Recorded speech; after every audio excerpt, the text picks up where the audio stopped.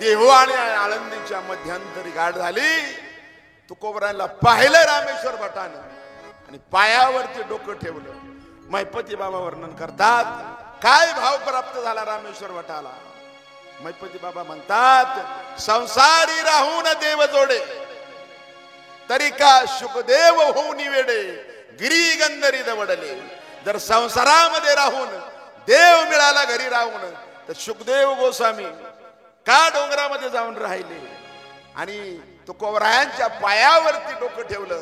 तुकयाच्या पायी ठेवून डोही परत घरी गेलेच नाही. रामेश्वर भट्ट पुन्हा वाघोलीला आपल्या घरीच गेले नाहीत. 24 तास सदेह वैकुंठ धामाला तुकोबराय जाईपर्यंत रामेश्वर भट्ट तुकोबरायांच्या सावलीप्रमाणे तुकोबरायांबरोबर राहिले. पुन्हा घरीच गेले नाही. घरादाराचा त्याग केला आणि तिथून पुढचे अभंग तुकोबरायांचे स्वतः रामेश्वर भट्टाने लिहून काढले. रामेश्वर भट्टाने काही वर्षांनी एक प्रसंग असा आहे. आपण आज वेळेत थांबणार आहोत. वेळेत चालू केले. उशीर होतो दररोज 9:20 होतात. एक प्रसंग असा आहे पुढचा सांगतो तुम्हाला. रामेश्वर भट्ट अभंग लिहित होते. तुकोबराय सांगत होते. चालू कीर्तनामध्ये तुकोबराय अभंग रचायचे. चालू कीर्तनामध्ये जर त्यांना एखादा संस्कृत श्लोक आठवला नाही पण अर्थ माहित असायचा तर ते प्राकृत मध्ये अभंग रचून टाकायचे. लोक विस्मित व्हायचे, आश्चर्यचकित व्हायचे. एकदा तुकोबरायांनी अभंग रचला. अभंग असा होता की देवाच्या तोंडाला माती लागली. गोकुळामध्ये देवानं माती खाल्ली, मातीनं तोंड माखलंय देवाचं. असं थोडस देवाविषयी अभंग रचले. रामेश्वर भट्टानं तेवढं ओळ गाळून टाकली. म्हटलं देवाचं तोंड माखले मातीने कशाला लिहायचं आपण, हे कशाला लिहायचं.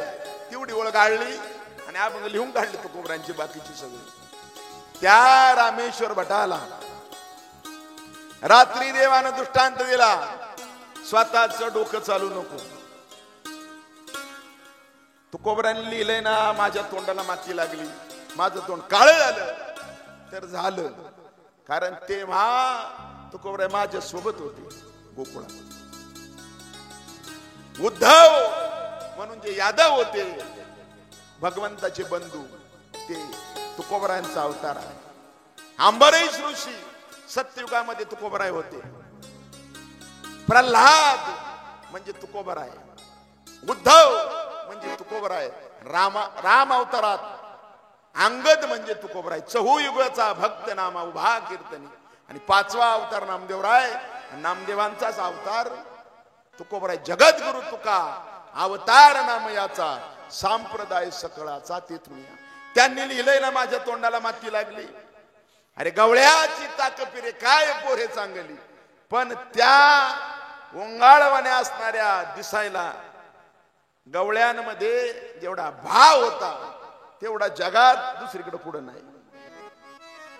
कबीरांकडे एकदा त्यांचे भक्त आले, वारकरी आले. कबीर भाव समाधीमध्ये होते, तल्लीन होते भगवंताच्या नामात. आणि कबीराला म्हणू लागले की तुमच्यासारखा प्रेमळ भक्तच नसेल जगात.